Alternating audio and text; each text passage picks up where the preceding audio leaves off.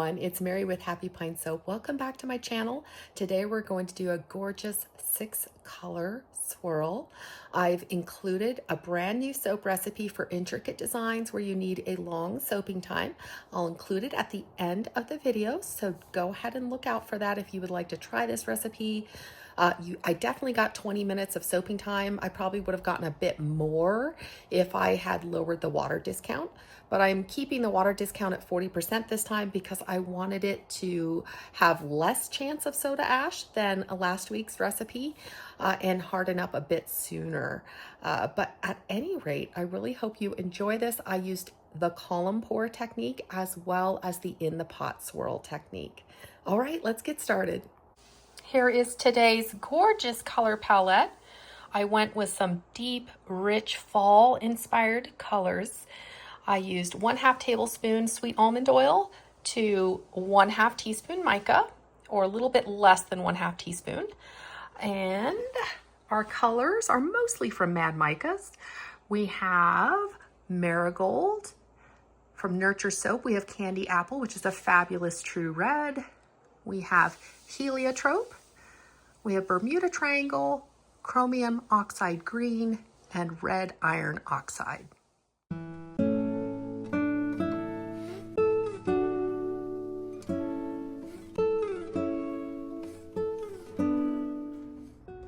Our fragrance today is going to be Moonstone Mist.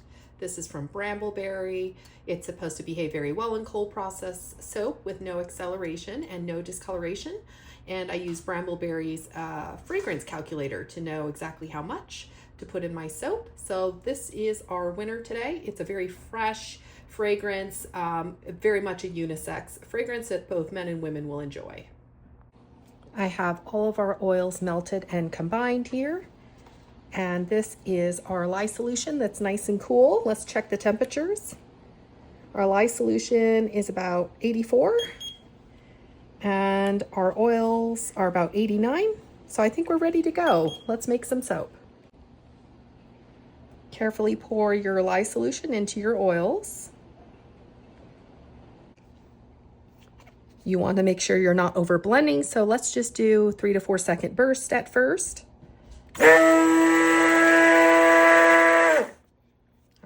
Let's take a look here and see if we want to blend it anymore or if this looks pretty good. Because you really only want it to be to a very light trace, just past emulsion for these very complex designs. Yep, I think we're good to go. I don't really see any separation on the bell.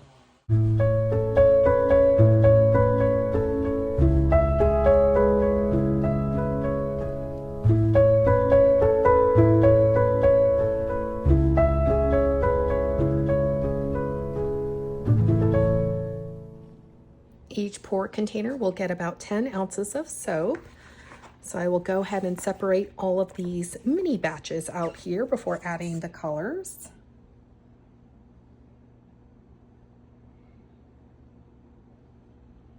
Each one of our pour containers is ready to go. They each have a little bit more than 10 ounces of soap, roughly. Let's go ahead and add our colors. Go ahead and mix your colorants by hand. That way we aren't changing the trace too much by extra stirring. Again, you want that trace to be super, super light. I'll show you here in just a minute. Notice it's pretty much like water. You're not even able to see any trailings on top of the soap. That's the correct trace for doing these long, complicated, intricate designs. You want it to be very close to water. Here's the next color. Also a gorgeous, very thin, just past emulsion trace.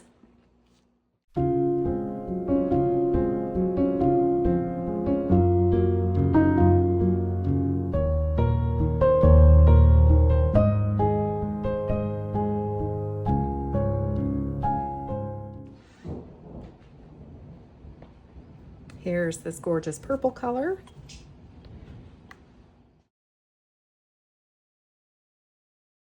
And last but not least, our beautiful red. It is now pouring. I don't know if you can hear it. I love this candy apple red. Such a nice pop of color.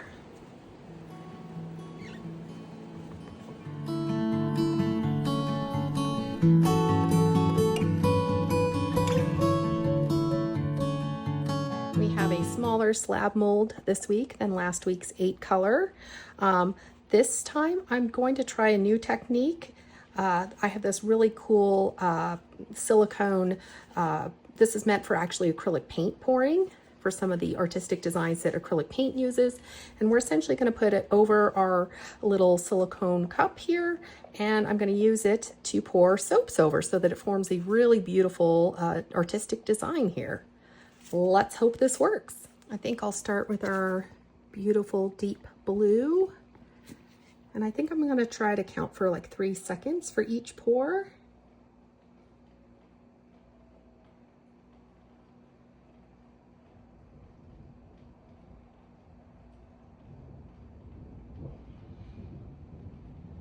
Or maybe not. I think I'm just gonna, look at that. It's obviously not even here. I'm gonna have to correct the angle, I think, a little bit. I was wanting it to be a little more even. Probably, hopefully that helps. All right, this is the bottom of the bars anyway, so that's okay. We can have some room for air. And then I thought I might try something like this. This is pre-mixed copper mica with some lightweight oil. I always have it in a jar. And sometimes adding a little bit of this is so beautiful for adding some complexity to these soap designs. So I'm just gonna add a little drop, and it'll form a gorgeous color block between each color. Ooh, so pretty. Let's do our green next. Trying to get the soap as even as possible. I think this will end up looking like flower petals if I'm not mistaken.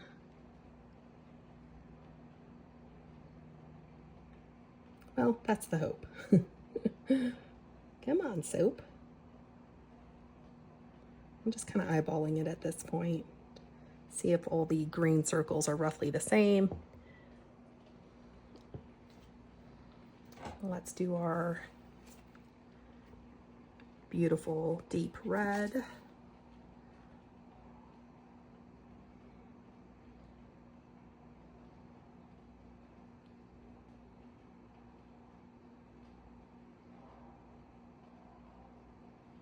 How does that one look? Ooh, a little bit more over here, I think. You see why the thin trace is so important. It's got to be very pourable. All right, let's put a little more of our gorgeous copper.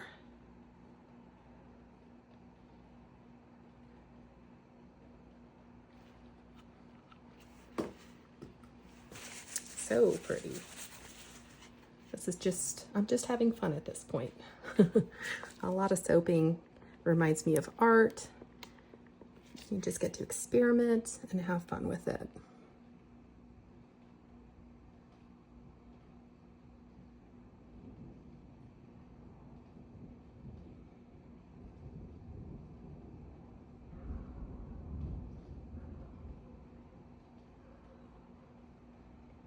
There we go.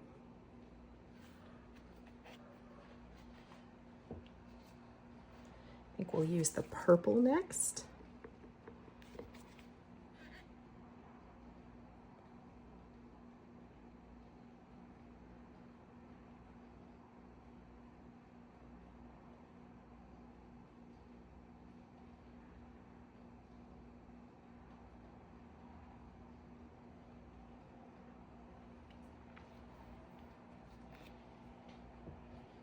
And then the last color will be our candy apple red.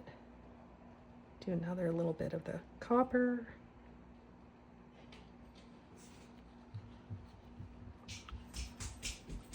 In comes Murphy.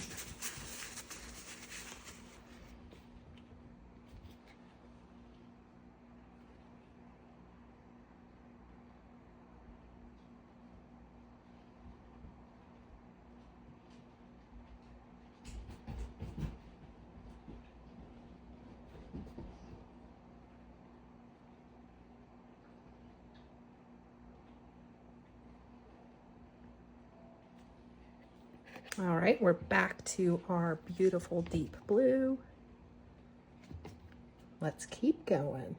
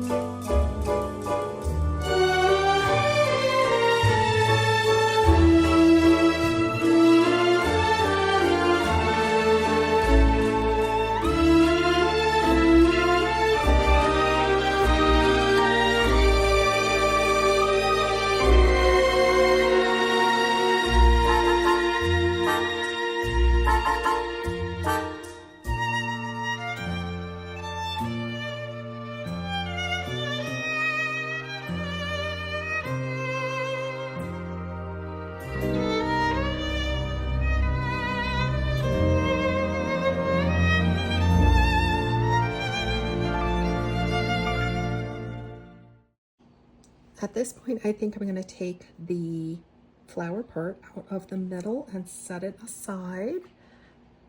I'll clean that all off later. Carefully pull this up, and we're going to continue filling from the middle. Whoop. All right. All right. I probably will end up using a dowel to make this design a little prettier at this point because it's not coming out how I wanted it. So we're just gonna roll with it.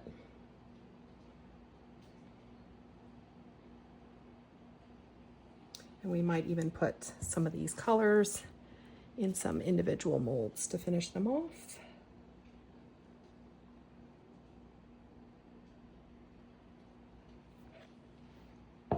The soap is actually thickening as well, so I don't want to wait too much longer. Get a move on here. See if we can finish it. I'm going to tap it down a little bit. There we go. Just kind of even it out. Do a little extra copper in the middle.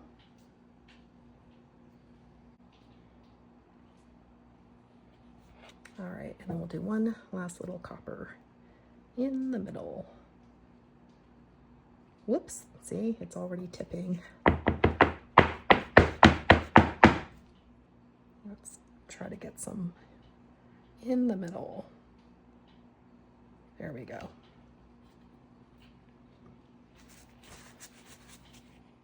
Now we're going to use our dowel and pull from the middle towards the exterior of the mold.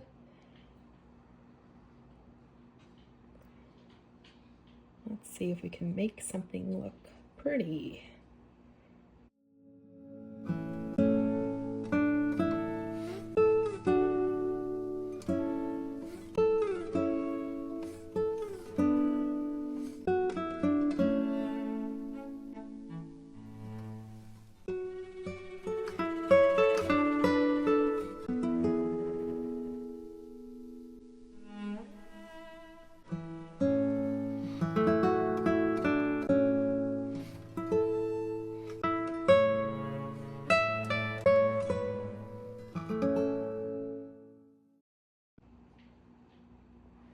Right, do I want to leave it like that? I think so.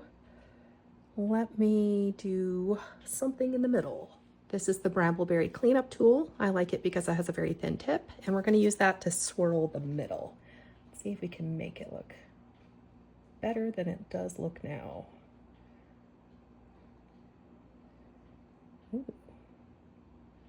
Kind of pulling towards the middle.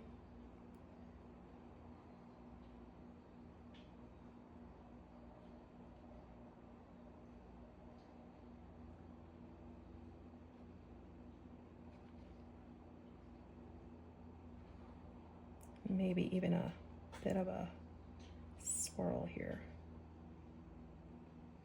Kind of like a flower. Yeah, I think I like that. We're going to go ahead and oven process this. So basically turn your oven on to the lowest temperature. In my case, that's 170 degrees. You're going to want to turn your oven off. You can keep your oven light on, and then for about 5 or so hours, you can keep your soap in here. And this will help the soap harden a lot quicker, and it will also saponify quicker as well. Not to worry, we are not going to waste our other soap whatsoever. It still is actually pretty pourable, so I think I might do an in the pot swirl. So we're going to start combining colors all in one pot and pour. But first let me get and scrape. We're going to scrape this guy into our soap mold, so we're not wasting any soap. All right, in the pot swirl, you say? Yep, this is how we're going to do it. We're essentially going to put all of our colors into one pour container, and it will look good. Trust me, trust me, trust me. So let me scrape these all into one container, and I'll be back in a jiffy. All right, we have all of our colors in one container. Go ahead, you don't want to stir it excessively, but you do want to get it to kind of swirl inside the pot. So I think I'm just gonna do a couple just to get the colors mixed. And now we are going to pour it. Here you go. You can tip your mold slightly on an angle here, because we're going to do kind of a wall pour as we do this. You just kind of carefully and quickly move it back and forth. And as it fills up, just go ahead and lay it down. Ah, so pretty. This is such a neat way to have soap look pretty much every time. It's an easy technique. I'm going to scrape this all out, and then I'll show you a swirl for the top. We have it all in the mold. I gently tapped it to release any air bubbles and flatten it out. And now we're going to get some of our copper mica. We're just going to kind of drizzle it as much in a line as you can. I don't have a pipette on me, otherwise it would make it easier, but that's okay. There we go. And I'm only going to swirl with, again, the Brambleberry cleanup tool. And you will see here. Hopefully it's still liquid enough. I think it is. Yay, it is. All right. Just figure eights is what I'm doing here. And it just beautifully kind of swirls that copper.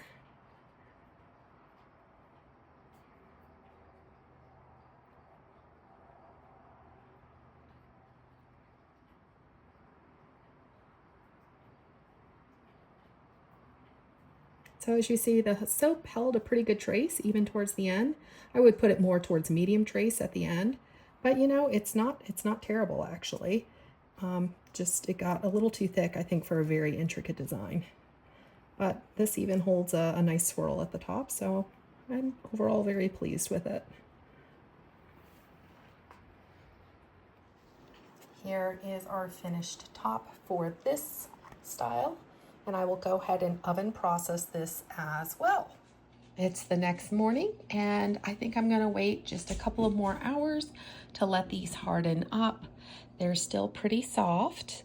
I took the other one out of its loaf, and I'm just gonna let it get some air to harden up so that when I touch it, I'm not leaving marks in it.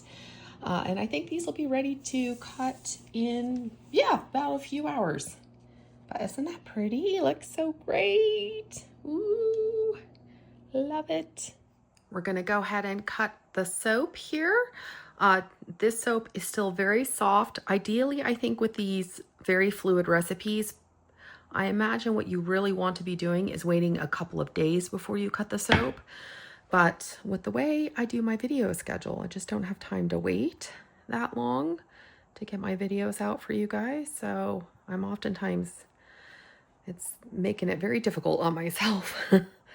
Ooh, they're so soft that it's hard to even separate it. Oh, come on, soap. Come on, you can do it. Oh boy, oh boy. Okay, well this one's just gonna be mushy. Oh yeah, that is soft even in the middle. Ooh. Yeah, this recipe really needed to sit another day before cutting, but that's where we're at today. Oh boy.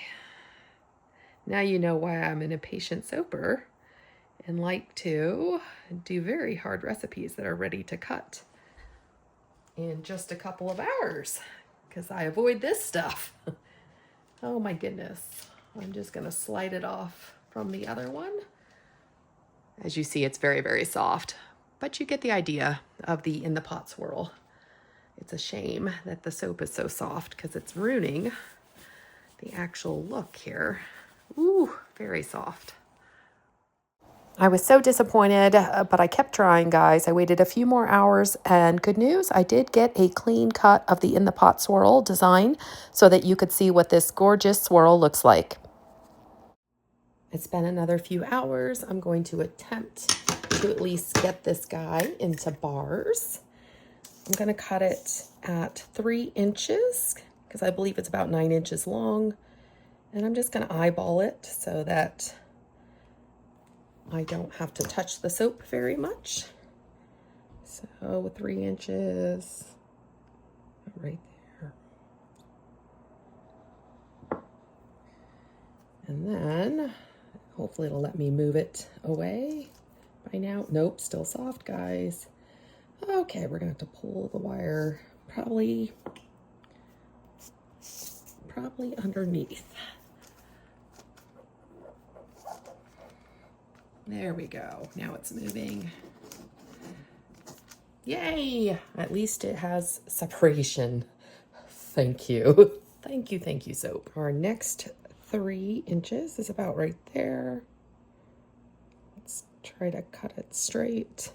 And we are gonna carefully scrape it along the bottom this way. Perfect. It's moving it slightly. There we go. And I'm cleaning the wire too between cuts. I'm gonna trim this edge just so it neatens it up a bit. Here we go. And now we're going to cut them in half, or actually into thirds, I think. I think there's enough room here to make 3 bars out of each bit here. Yeah, probably 2 inches. Yeah, that's about 6 inches. So we'll do 2 inches at a time, and we're just gonna eyeball it again.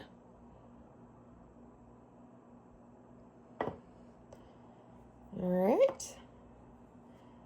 I had to actually move the other one away so that I could do this without touching the soap, because it is way too soft, guys. This is definitely at least a 2-day cure time before you cut. Let's do our next 2 inches. I'm gonna do about right here.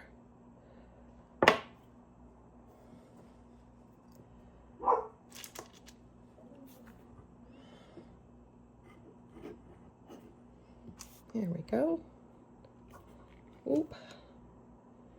Try not to touch them. As you can see, they are so soft still. And our last 2 cuts here.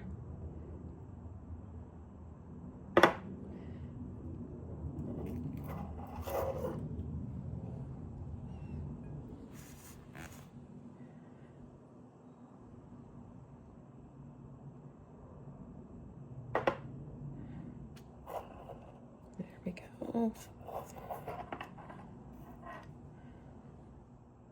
All right, I think we're gonna call it a day. I'm not touching them anymore.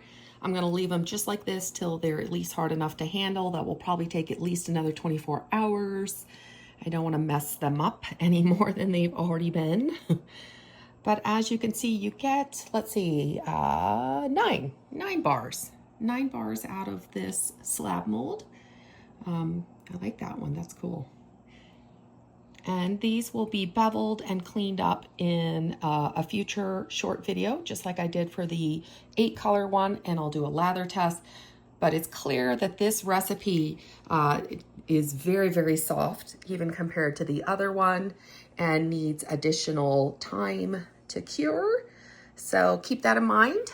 This recipe is great for fluid designs, but it just is going to be a while before you can cut it. So if you're in no rush and can take your time, go ahead and try this recipe out. Let me know if you do, what you think of it below, if you do try it out.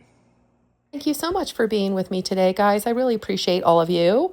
I hope you enjoyed this video, even with the mistakes. That's how we learn. And as promised, here's the recipe. Feel free to screenshot it and let me know what you think below. I look forward to seeing all your comments, and I look forward to seeing you all, of course, in the next soapy tutorial. Take care, everybody.